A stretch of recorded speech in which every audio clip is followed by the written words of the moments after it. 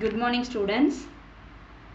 Today I am going to explain about spermatogenesis and oogenesis process in the biozoology.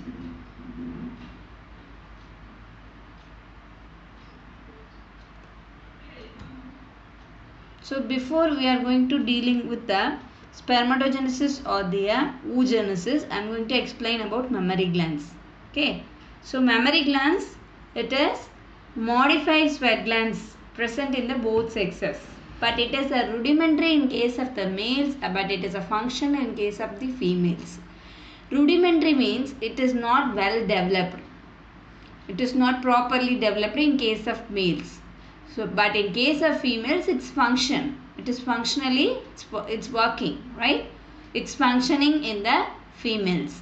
So, this mammary gland, where it is located, it is a pair of mammary gland located in the thoracic region. Thoracic region is our chest region. You have studied in the last year, the 11th standard. What is there in the consisting of the mammary gland, which consisting of glandular tissues and variable quantities of fat deposits is there. Along with this fat deposits, you will be having the median nipple surrounded by the pigmented area called areola. Yes. Why there is in the pigmented area? So its name is areola. So in the areola, if you see, you can see some of the areolar glands is there. So the gland which is present in the areolar region is called areolar glands, and which is used to cracking of the skin of the nipple. So the areolar area which is pigmented, highly pigmented area which is surrounded by the nipple. This highly pigmented area is called areolar gland. This gland is used to reduce the cracking of the skin of the nipple. Internal each mammary gland consists of 2 to 25 lobes is there. So if you see this diagram, you will be having it minimum 2 to 25 number of lobes is there. Okay. If you are seeing the lobe consists of many lobules will be there. Okay. Can you able to appreciate here? That is, there is on the dot at appearance. This is vertebrae. This is our vertebral column. Okay.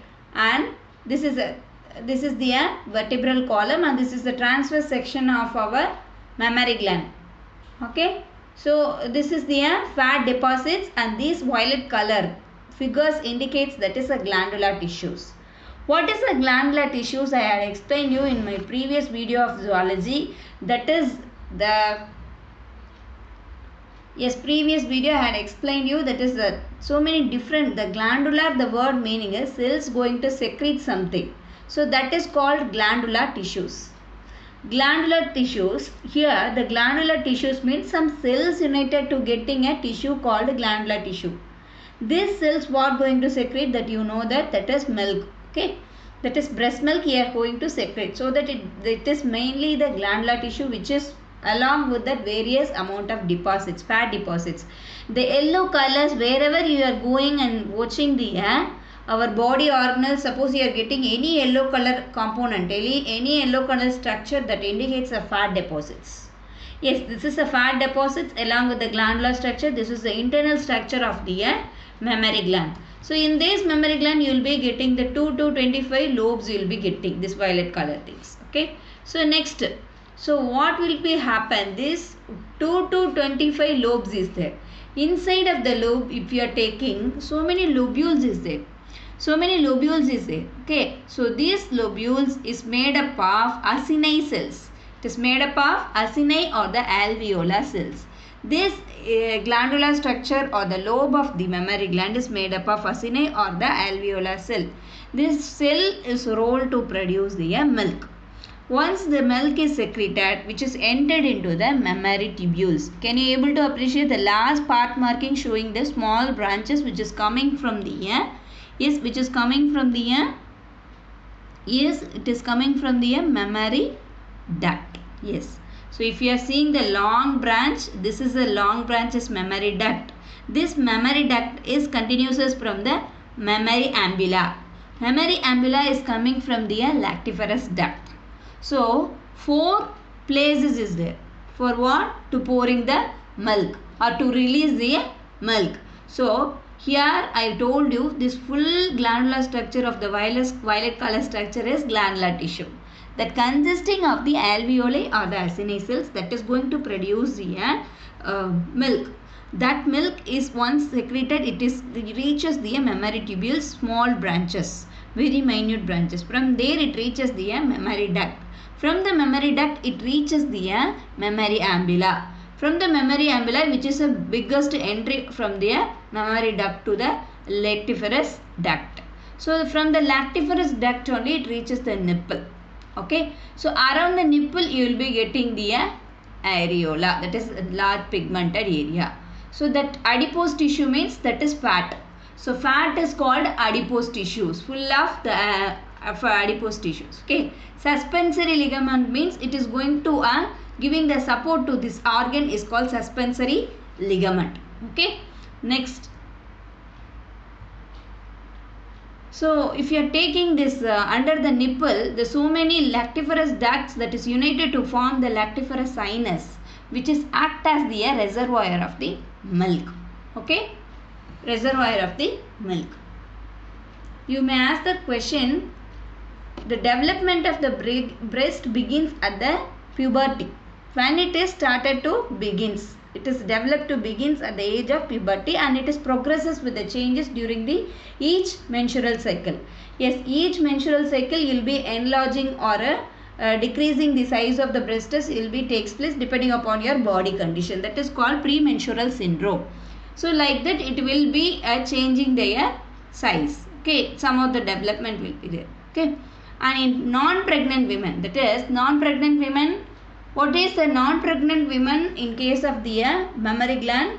The glandular structure is largely undeveloped. It is largely underdeveloped, and the breast size is largely due to the amount of fat deposits.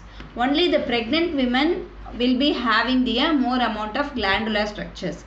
The remaining women will be having the underdeveloped glandular structures, and the breast size is large due to the amount of fat deposits, that is a adipose tissue. And the size of the breast does not have an influence on the efficiency of the lactation. It is only influence on the glandular structure of the mammary gland. Okay. With this I am completing the mammary gland. Okay.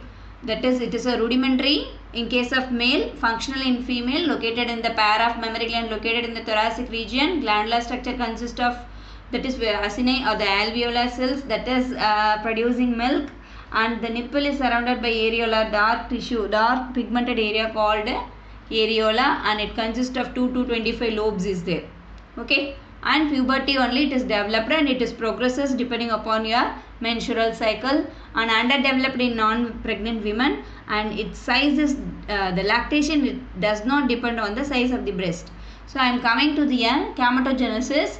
This is our proper introduction. Gametogenesis is a process of the formation of gametes. You know that is formation of gametes is male gamete is sperm and ovary.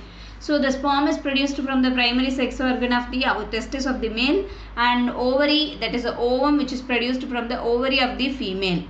So in this gametogenesis, the meiosis plays a major role. I am coming to the spermatogenesis. Spermatogenesis is a sequence of events where it takes place seminiferous tubules of the testis.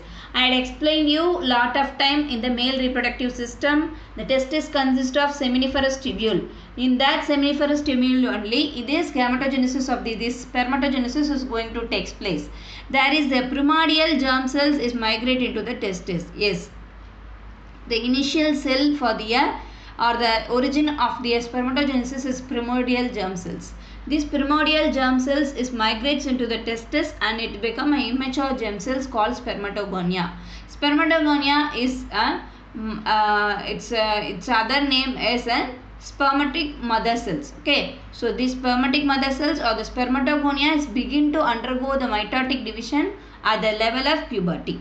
So once the primordial cells reaches the testis, it is coming to the testis, and it is become a immature germ cells. But it become a mature spermatogonia on the time of puberty in case of male, from there to till throughout our life. Okay, this spermatogonia migrate among the Sertoli cells toward the lumen of seminiferous tubule. You may ask the question, where is the in testis, in seminiferous tubule, where is this spermatogenesis takes place? It takes place in the lumen of the seminiferous tubules. Lumen na Tamil என்ன சொல்லணும், நடுவுல center of the seminiferous tubule. இப்போ tubuleனா அது ஒரு tube ஃபார்மில் இருக்கும், அந்த டியூப்க்கு சென்டரில் இது எல்லாமே நடக்கும் அப்படின்னு அர்த்தம். It become a primary spermatocyte. So spermatogonia central ஹியூமனுக்கு போயிட்டு என்ன பண்ணுது அப்படின்னா ஒரு மைட்டாசிஸ் ப்ராசஸை cross பண்ணுது. அந்த மைட்டாசிஸ் ப்ராசஸ் காஸ் பண்ணும்போது it giving a primary spermatocyte. If you are seeing this diagram, yes, spermatogenesis, spermatogonia, which is diploid in the nature. It means each cell of the spermatogonia consisting of two number of chromosomes will be there. It undergoing the mitotic division and thereby it is producing primary spermatobite. This primary spermatobite is producing a secondary spermatobite through the process meiosis 1. Here going to happen two meiosis 1, meiosis 2. Under the meiosis 1 you will be having a secondary spermatobite, and secondary spermatobite is this diploid chromosome is divided into haploid chromosome. Each will be having a 23 set of chromosome. Here 46 set of chromosome and 23 pair of chromosome. So here 23 pair of chromosome or the 46 single chromosome. Here the 23 single chromosome, 23 single chromosome. You know that meaning of haploid and diploid. I told you in the cell cycle lesson in the last year. Okay. Next, this secondary spermatobite, again it is undergoing a meiosis 2 process, thereby it is producing a spermatid. Spermatid is different, spermatozoa is different.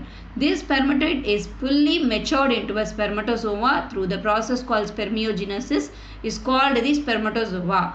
This spermatid, this meiosis, secondary spermatobite will undergoing a meiosis 2. So each haploid going to give rise to 2 spermatids. So totally you will be getting a 4 spermatid. All the 4 spermatids will be having a set of 23. Yes, it will be having a chromosomes. Okay. Next, through the spermiogenesis process, it produces the spermatozoa. So these spermatids are transformed into a mature spermatozoa through the process called spermiogenesis. The sperm production nearly 200 million sperms per day. So this full spermatogenesis process will be taking a 64 days. Yes, this full spermatogenesis process will be taking a 64 days, and different stages of the sperm cells you have seen, that is spermatogonia, primary spermatopite, secondary spermatospite. So these are all the different stages of the sperms will be present in the different parts of the seminiferous tubules. Okay. So different parts of the seminiferous tubule having the different stages of spermatogonia, primary spermatopite, secondary spermatopite, spermatids will be there, and it is taking the full process. This full process will be taking 64 days, and per day it is producing a 200 millions of sperms per day. Okay, this is just cross sectional view of the seminiferous tubule under the microscope. So this spermatid, spermatogonia, Sertoli cells and interstitial cells. So in between this round circle structure is called Sertoli cells. If you are seeing in between the circular cells is called interstitial cells. Okay, the Sertoli cells is this circular structure, and this in between the circular cell structure you will be appreciating the interstitial cells. So inside the Sertoli cells you may appreciate that depending upon the spermatogonia and spermatids you will be able to appreciate. So this is a diagrammatic section of the spermatogonia cells and Sertoli cells and primary spermatobite. This is diagrammatic view of the spermatogenesis process. Okay. Next, what is the role of the hormone in the spermatogenesis? Gonadotropin releasing hormone. This gonadotropin releasing hormone, it is only secreted after the puberty of the male. Yes, at the age of the puberty only it is releasing the gonadotropin releasing hormone, that is GnRH hormone, through the hypothalamus in our brain. We have studied in the neuronal system in the last year. Okay, so this gonadotropin releasing hormone released in the hypothalamus. This gonadotropin releasing hormone which is going and acting on the anterior pituitary, and it is producing two gonadotropin hormone. Again it is follicle stimulating hormone and luteinizing hormone. What is the role of this? These two hormones are hero of this spermatogenesis. Why? Because this follicle stimulating hormone helps in the production of, that is a binding protein. Okay, it producing the ABP, that is androgen binding protein is produced here. This androgen binding protein, androgen is one type of hormone that is stimulated or produced by follicle stimulating hormone from the anterior pituitary. This FSH, that is luteinizing hormone and follicle stimulating hormone, that is produced by the gonadotropin hormone, that is induced by in the hypothalamus. In the Sertoli cells, in the Sertoli cells only our spermiogenesis takes place. That is with the help of androgen binding protein that is produced by a follicle stimulating hormone. But if you are taking a luteinizing hormone that is acting on the Leydig cells, the Sertoli cells I had explained you in the male reproductive system. These Leydig cells and the synthesis of testosterone stimulate the process of spermatogenesis. Yes, this full spermatogenesis process will be stimulated only by the luteinizing hormone on the Leydig cells. That luteinizing hormone and follicle stimulating hormone will be secreted by the anterior pituitary by the help of gonadotropin releasing hormone. This gonadotropin releasing hormone, which is produced or released on the onset of the puberty in case of male by the hypothalamus. This is just structure of the spermatozoa. If you are seeing this, you could have seen this diagram from your childhood, from your lower classes. That is, it is a microscopic. Yes, we can view under only through the microscope. If you are taking a ovum is the largest cell. Ovum is a female gametophyte. It is the largest cell in the human body. And if you are taking a sperm, it is a very micro size of the human body. This is your Duino question. The microscopic flagellated, you will be getting the 3-mark question or 3-mark question from this structure of the spermatozoa. It is microscopic, only under the microscope we can appreciate this. And flagellated means it can able to, this is a long tail is called flagella. With the help of only it is moving from one place to another place, so that it is called motile flagellated. Flagellate means this long tail is called flagella, that is flagellated and motile gamete. And this full gamete is, male gamete is fully enveloped by the plasma membrane, and it is having part is called head, neck, tail. If you are taking the head, 2 parts is there. One is a short flat nucleus, and another above the nucleus you will be having the acrosome. This acrosome is a pointed structure which is presenting at the tip of the nucleus, and it is arising from the Golgi body of the sperm cell. And there is an enzymes called hyaluronidase enzyme, proteolytic enzyme lysine, which is the main enzyme. Here the lysine enzyme is helped to penetrate in the ovum during the fertilization. During the fertilization, with this help of acrosome consisting of the enzyme, which is with the help of this lysine and hyaluronidase enzyme, which is piercing inside the ovum during the fertilization. This nucleus, as I already told, it is a flat and oval in shape, and this neck is connecting the both hand and middle part is connected by the neck. There is 2 types of centriole is there in the sperm, that is spermatozoa. One is an proximal centriole. Proximal centriole is just it is somewhat in before, and distal centriole is, it is presenting at the tip of the region. So the proximal centriole plays a major role in the first division of the zygote. Once the fertilization is over, the zygote is produced. That zygote consisting of proximal centriole, that is divided by a division will be done by the proximal centriole, and distal centriole is give rise to the axial filament of the sperm. So the axial filament means this is the axial filament. This axial filament is coming from the distal centriole present in the spermatozoa. Next, the middle piece of the possess the mitochondrial spirally. So this orange color fully is can you able to appreciate that it is somewhat like a spirally arranged mitochondria. You know that mitochondria is a powerhouse of the cell. Same thing. This mitochondria powerhouse of the cell, which is arranged around the axial filament of the axial filament or the middle part of the spermatozoa. Its role is to producing the ATP. So this ATP is used to movement of the sperm. And this mitochondrial spiral or the non-beacon, its name is. Next, the tail is the longest part of the sperm, and it is a slender and tapering. Yes, its end is with the tapering. If you see this end, it is somewhat with a very narrowed end. So it is called tapering and long and slender. Next, it is formed from, where is the filament? This flagella is formed. It is formed from the central axis of the filament. From here to it is originated, and it is end with a long, slender and tapering. Okay, and outer protoplasmic sheath.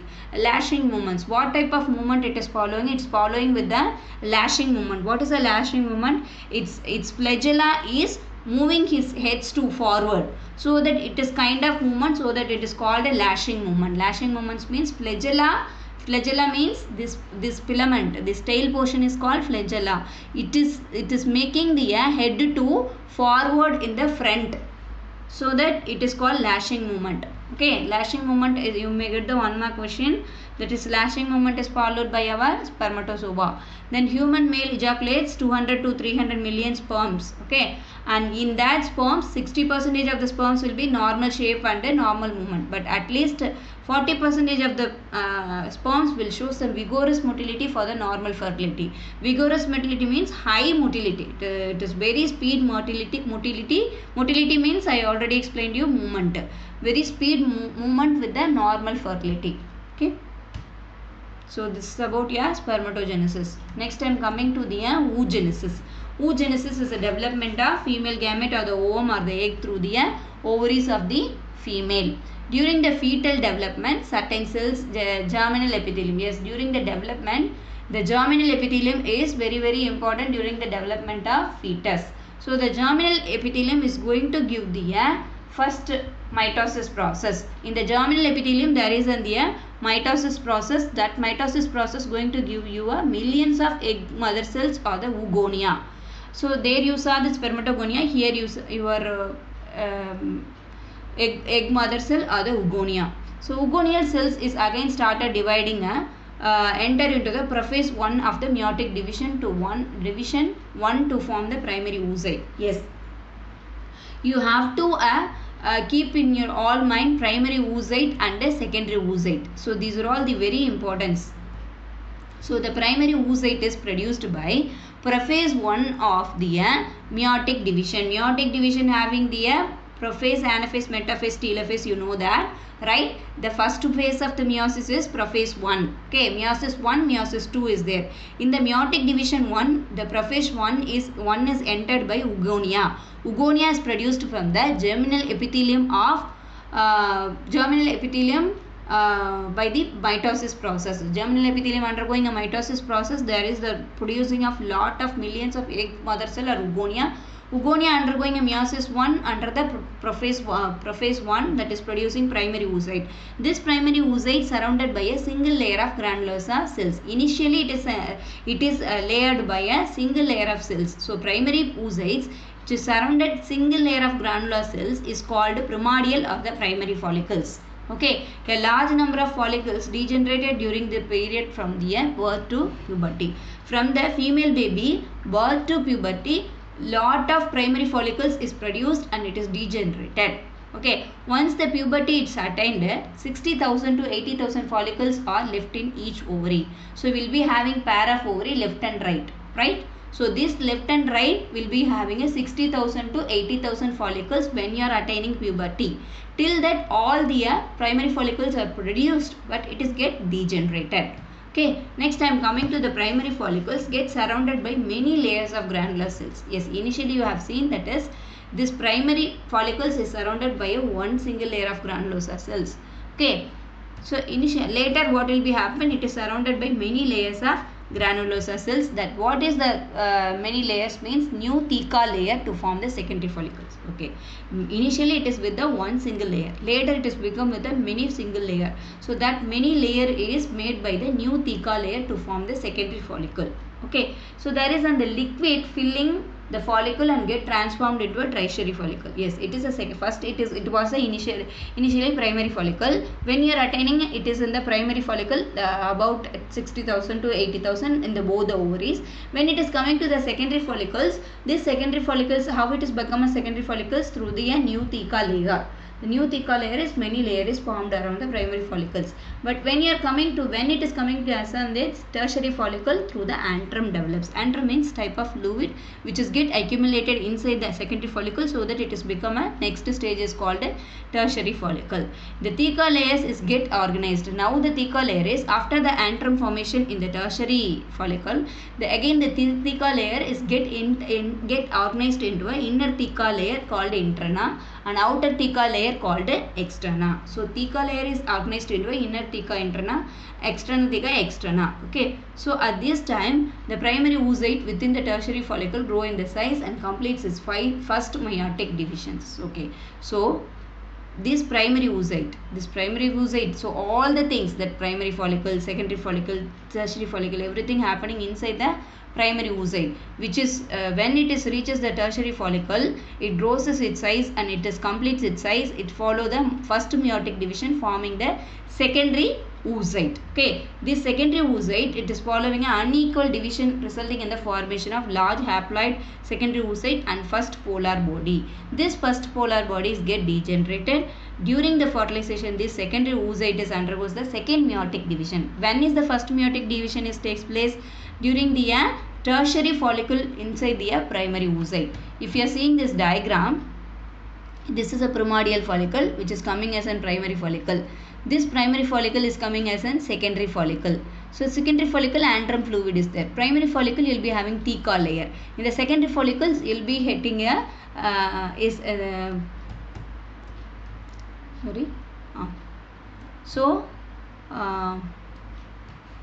the tertiary follicle, how it is coming? It is through the internal theca, interna and outer externa. Through that it is become as the tertiary follicle. This tertiary follicle is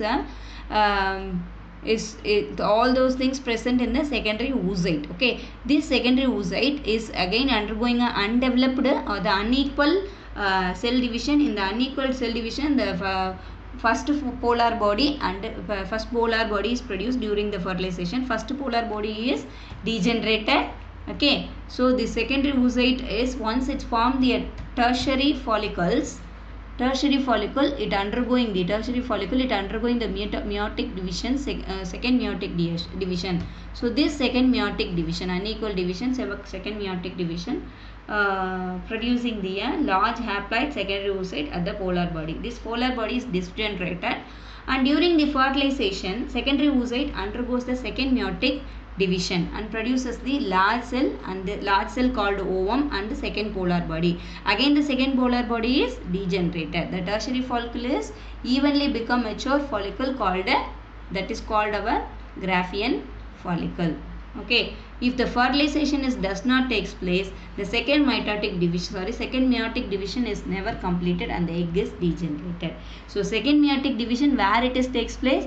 Second meiotic division takes place in here, in this place. Yes, here takes place in the fertilization. So always the second meiotic division takes place during the fertilization. If there is no fertilization, there is no second meiotic division. So only second meiotic division only giving rise to our ovum, but the first meiotic division is giving a secondary oocyte from the primary oocyte. Primary oocyte only having here primary follicle, secondary follicle, tertiary follicle. Once the tertiary follicle is coming with the full size is completed, it is undergoing a first meiotic division to produce the form the secondary oocyte. So once the secondary oocyte is produced, it is giving an unequal division of the large haploid secondary oocyte and the first polar body. This first polar body is degenerated during the fertilization only. The secondary oocyte is undergoing a meiotic division and producing a large ovum secondary polar body. This is all happening, that is here 1, 2, 3, 4, 5th, 6th point. 6th point is happening only the fertilization happens. If there is no fertilization takes place, this tertiary follicle will not goes to the formation of secondary oocyte. It is undergoing our follicle is become a mature follicle. It does not undergoing a secondary oocyte. It is undergoing a mature follicle or the Graafian follicle. If the fertilization does not takes place, the secondary meiotic division never completed and the egg is degenerated. At the end of the gametogenesis in females, each primary oocyte is raised to the only one haploid ovum. So each gametogenesis in female is give rise to a primary oocyte only. Okay, I hope you all understand this video. Thank you.